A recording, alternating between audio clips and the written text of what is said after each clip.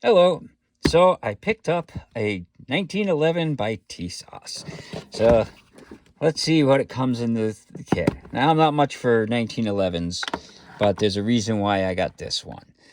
So what comes in the kit is you've got, the patch thing and a cleaning brush, and underneath here you've got like the owner's manual and stuff, instructions. Comes with a nice like chamois type cloth, and you got a lock, you've got a takedown tool. It comes with 2 mags, but the reason why I got this is because this 1911 has a big X on it. Yes, it's in 10 millimeter. Like I said, I'm not big on 1911 style guns. Not that they're bad, but I like some of the more modern stuff. So definitely the 10 millimeter though. I love the 10 millimeter round, and that's why I bought this. Is because I wanted the 10 millimeter. So it comes with 2 8-round mags. I'm not sure why they're not 9 or 10 round mags, but I know you can get like the 9 rounds. So here's a cheat sheet of some of the stuff. So it says like forged, construction and stuff. It's a Colt 70 series for the internals and stuff. And 2-tone finish.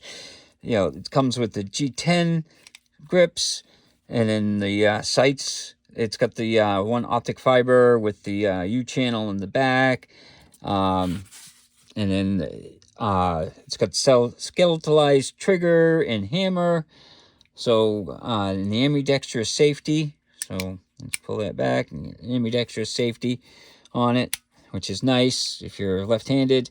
An extended beaver tail, and it's pretty good fit and finish. So let's start with the basics.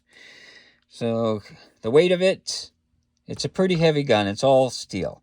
So we got 40 ounces, for the weight of it. Like I said, it's all steel, so it feels pretty heavy. And then we check it's empty. Let's see what we get for a trigger pull. So the trigger pull, I got 4 pounds, 7 ounces. So it's pretty light, but it's not 2 pounds like a lot of 1911s would be. But the G10 grips are nice. A lot of people like those. It's got a nice serrations front and back. It's got the front serrations on the slide and rear serrations on the slide. And then, let's see. Most of it's a typical 1911. Like I said, it's got the extended beaver tail. But, the fit and finish, though, when you feel it, it's like there's no wobble in it or anything. It feels just as good as, like, a Kimber would be or something. It definitely, it feels nice. But this is not the $400 1911s either. This one was $740 is what I ended up getting this for, which is a pretty good deal. One thing that's kind of interesting too, and these are the 2 mags that came with it, and I bought 2 SIG mags for the thing, and you look at them, they're identical. I thought that was kind of weird because I can't tell them apart. You literally, you look at the writing that's stamped on them and everything. It's the same writing. Even the little writing that's up in there is all the same. So I don't know what the deal is. Is SIG buying from Tisas, or is Tisas buying from SIG, or are they just all made by like Metcar or something like that? I don't know, but they look identical. You can't tell them apart. All the markings are the same. So, I can't complain. I think I kind of got roped into buying this because the store had 2 of these mags, and he bought the 10 millimeter. And when I went in there, he's like, oh, we got a 10 millimeter 1911. And I was like, oh. So I ended up buying it. So he ended up getting rid of the 2 mags that he had sitting there for the SIG 10 millimeter 1911. So, but I'm so happy with it. It's, that was one of the things. had a Delta, a friend of mine had a Delta Elite when they first came out, and I still want to get one of those, but those are harder to find. So let's take it out to the range and see how it shoots. Hello. So today we're going to take a look at a Tisas 1911 in 10 millimeter.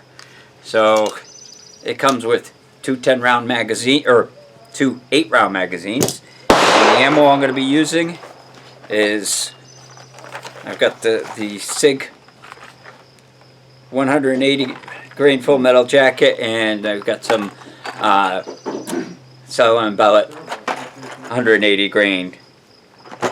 So we're going to do the Cell and Bellet first, and then we'll do the ZYG ammo.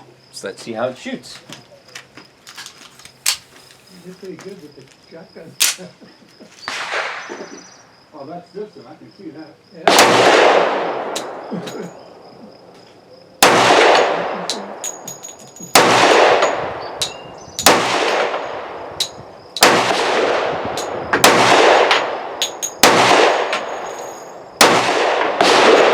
Well, no problem with the Cell and Bellet. Let's try the ZYG ammo.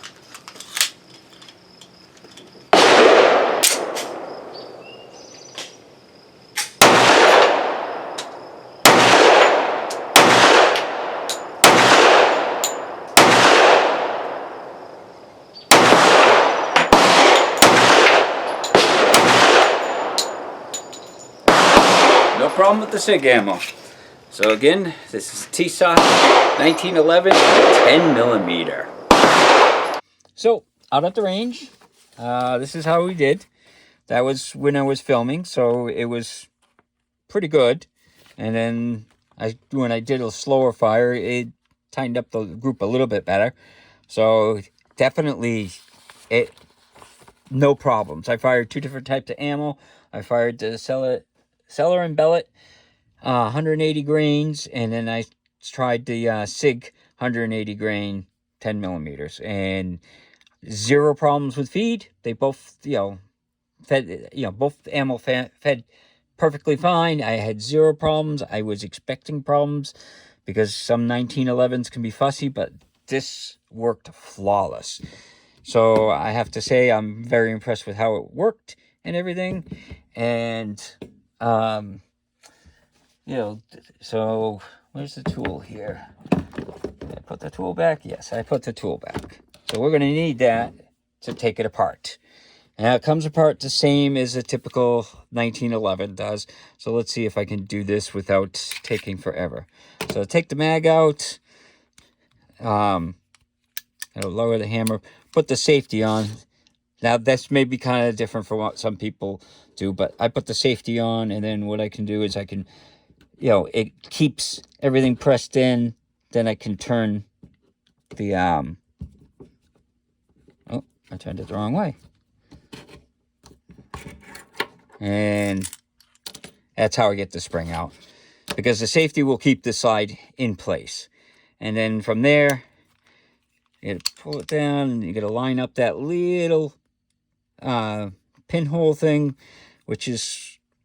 that's the thing that I usually have the problems with, because you gotta make sure that it lines up perfectly. If it lines up perfectly, then you can, come on. Yeah, I can tell it's not lined up perfectly because the slide, I have to get the slide to go past it in order to get it to line up. So, come on.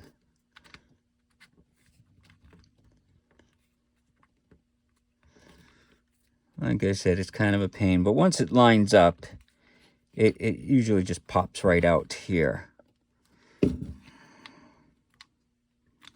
There we go.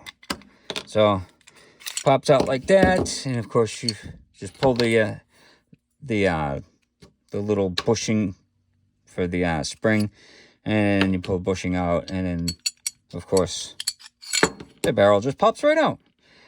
Not like a Glock, so it takes a little bit more practice. To put it back together, of course, you put the barrel in, make sure that's up a little bit, put this bushing in, And then you've got this that goes on.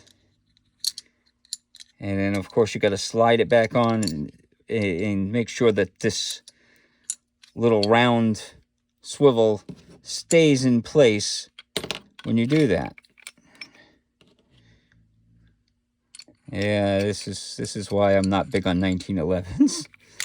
But once it goes in,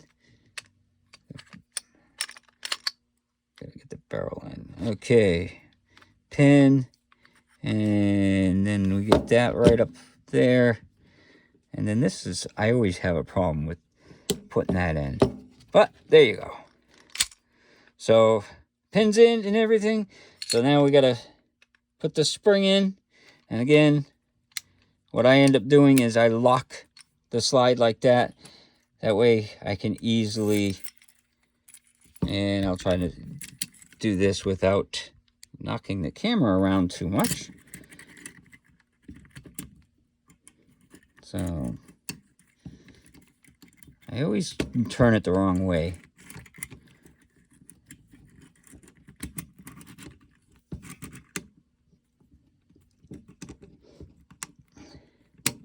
There. Oh. It didn't take me 2 hours to do it, but that's how you take apart a 1911 and put it back together. So, yeah, and then the mags go in, and everything functions fine. This, you know, the sights, I like the little optic fiber sight on it. That's for sure. You can get them with adjustable sights. This one just happened to come with, you know, the adjustable comes with like just a serrated front. This one's fixed sights with a windage adjustment, and it's got the optic fiber. So I don't know. I like the little optic fiber thing, but maybe I'll get the adjustable sights on it. It depends. I mean, it was dead on. So the recoil on it was actually pretty pleasant. I was expecting a huge, you know, recoil because the old Delta Elites, what would happen is the recoil was so much that you would cut yourself on this part here after a while. So this is actually machined better than the Delta Elites, you know, because I tried them when they first came out. So, but yeah, it's definitely, the recoil wasn't bad at all. These grips did loosen up while I was firing, because when I, you know, brought it home and cleaned it, they were loose. So I just snugged them up. But you can't reverse the mag. It's 1911. But it's a very nice gun. If you're looking for a 10mm that's a 1911 style, this is about half the cost of most 1911s and 10mm. And I have to say, the quality is outstanding on it. It's better than I would have thought for, you know, Tisas. I mean, Tisas is a good company. I'm not going to knock them, but this is on par with the machining quality of any Smith & Wesson or Kimber or, you know, Springfield Armory or any of those. It's definitely, you know, it's nice and solid. It's, you know, there's no rattle in the slides. I mean, if you shake, you know, I mean, the slide, it's like super tight. It doesn't rock. So it's definitely, the quality is there. So, like I said, if you're looking for a 10mm 1911, I think this is a good option. I like it. I'm happy that I bought it. So hopefully you liked the video, and hopefully you have a good day.